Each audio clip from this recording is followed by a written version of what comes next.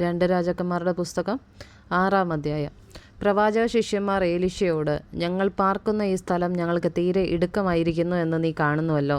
ഞങ്ങൾ യോർദാനോളം ചെന്ന് അവിടെ നിന്ന് ഓരോരുത്തൻ ഓരോ മരം കൊണ്ടുവന്ന് ഞങ്ങൾക്ക് പാർക്കേണ്ടതിന് ഒരു സ്ഥലമുണ്ടാക്കട്ടെ എന്ന് ചോദിച്ചു. പോകുവിനെന്ന് അവൻ പറഞ്ഞു. അവരിൽ ഒരുത്തൻ, ദയചെയ്ത ഇടയങ്ങളോട് കൂടെ പോരണമേ എന്ന് അപേക്ഷിച്ചതിന് പോരാമെന്ന് അവൻ പറഞ്ഞു. അങ്ങനെ അവൻ അവരോടുകൂടെ പോയി. അവർ യോർദാങ്കലെത്തി മരം മുറിച്ചു. എന്നാൽ ഒരുത്തൻ മരം മുറിക്കുമ്പോൾ കോടാലി ഊരി വെള്ളത്തിൽ വീണു. അയ്യോ കഷ്ടം, യജമാനനെ അത് വായ്പ വാങ്ങിയതായിരുന്നു എന്നവൻ നിലവിളിച്ചു. അതെവിടെ വീണു എന്ന് ദൈവപുരുഷൻ ചോദിച്ചു.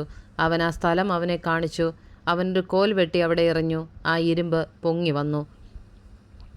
അതെടുത്തുകൊള്ളുക എന്ന് അവൻ പറഞ്ഞു. അവൻ കൈനീട്ടി അതെടുത്തു. അനന്തരം അരാം രാജാവിന് ഇസ്രായേലിനോട് യുദ്ധമുണ്ടായി. ഇന്നിന്ന സ്ഥലത്ത് പാളയം ഇറങ്ങണമെന്നിങ്ങനെ അവൻ തൻ്റെ ഭൃത്യന്മാരുമായി ആലോചന കഴിച്ചു. എന്നാൽ ദൈവപുരുഷൻ ഇസ്രായേൽ രാജാവിനോട്, ഇന്ന സ്ഥലത്തു കൂടി കടക്കാതിരിപ്പാൻ സൂക്ഷിക്കുക, അരാമ്യർ അവിടേക്ക് വരുന്നുണ്ടെന്ന് പറയിച്ചു.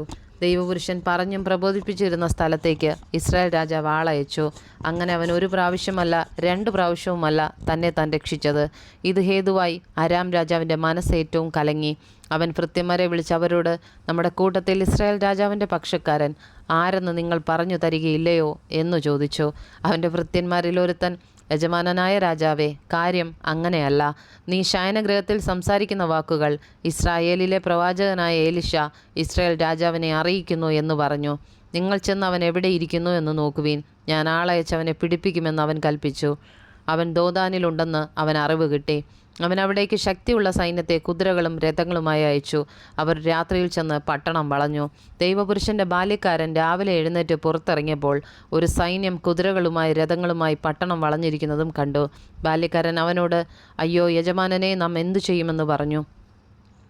അതിനവൻ, പേടിക്കേണ്ട, നമ്മോട് കൂടെയുള്ളവർ അവരോട് കൂടെയുള്ളവരെക്കാൾ അധികമെന്ന് പറഞ്ഞു. പിന്നെ എലീശ പ്രാർത്ഥിച്ചു, യഹോവേ, ഇവൻ കാണത്തക്കവണ്ണം ഇവൻ്റെ കണ്ണ് തുറക്കണമേ എന്ന് പറഞ്ഞു. യഹോവ ബാല്യക്കാരൻ്റെ കണ്ണ് തുറന്നു. എലീശയുടെ ചുറ്റും അഗ്നിമയമായ കുതിരകളും രഥങ്ങളും കൊണ്ട് മല നിറഞ്ഞിരിക്കുന്നത് അവൻ കണ്ടു. അവർ അവൻ്റെ അടുക്കൽ വന്നപ്പോൾ എലീശ യഹോവയോട് പ്രാർത്ഥിച്ചു, ഈ ജാതിയെ അന്ധത പിടിപ്പിക്കണമേ എന്ന് പറഞ്ഞു. എലീശയുടെ അപേക്ഷപ്രകാരം അവൻ അവരെ അന്ധത പിടിപ്പിച്ചു. എലീശ അവരോട്, ഇതല്ല വഴി, പട്ടണവും ഇതല്ല. എൻ്റെ പിന്നാലെ വരുവീൻ, നിങ്ങൾ അന്വേഷിക്കുന്ന ആളുടെ അടുക്കൽ ഞാൻ നിങ്ങളെ കൊണ്ടുപോകാമെന്ന് പറഞ്ഞു. അവൻ അവരെ ശമര്യയിലേക്ക് കൂട്ടിക്കൊണ്ടുപോയി. ശമര്യയിലെത്തിയപ്പോൾ എലീശ, യഹോവേ, കാണത്തക്കവണ്ണം ഇവരുടെ കണ്ണ് തുറക്കണമേ എന്ന് പറഞ്ഞു. യഹോവ അവരുടെ കണ്ണ് തുറന്നു. അവർ നോക്കിയപ്പോൾ തങ്ങൾ ശമര്യയുടെ നടുവിൽ നിൽക്കുന്നത് കണ്ടു. ഇസ്രായേൽ രാജാവ് അവരെ കണ്ടിട്ട് എലീശയോട്, എൻ്റെ പിതാവെ വെട്ടിക്കളയട്ടെ, ഞാൻ ഇവരെ വെട്ടിക്കളയട്ടെ എന്ന് ചോദിച്ചു. അതിനവൻ, വെട്ടിക്കളയരുത്. നിൻ്റെ വാൾ കൊണ്ടും വില്ലുകൊണ്ടും പിടിച്ചവരെ നീ വെട്ടിക്കളയുമോ?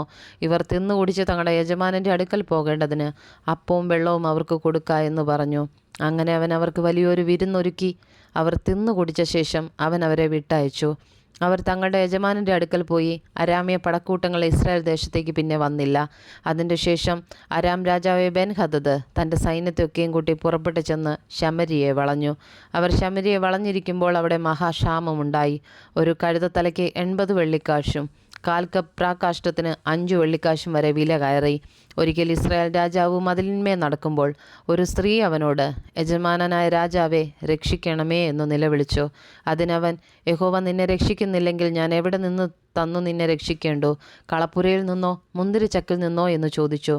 രാജാവ് പിന്നെയും അവളോട്, നിന്റെ സങ്കടം എന്തെന്ന് ചോദിച്ചതിനവൾ, ഈ സ്ത്രീ എന്നോട്, നിന്റെ മകനെ കൊണ്ടുവാ, ഇന്ന് നമുക്ക് അവനെ തിന്നാം, നാളെ എൻ്റെ മകനെ തിന്നാമെന്ന് പറഞ്ഞു. അങ്ങനെ ഞങ്ങൾ എൻ്റെ മകനെ പുഴുങ്ങി തിന്നു. പിറ്റേന്നാൾ ഞാൻ അവളോട്, നിൻ്റെ മകനെ കൊണ്ടുവാ, നമുക്ക് അവനെയും തിന്നാമെന്ന് പറഞ്ഞാറേ.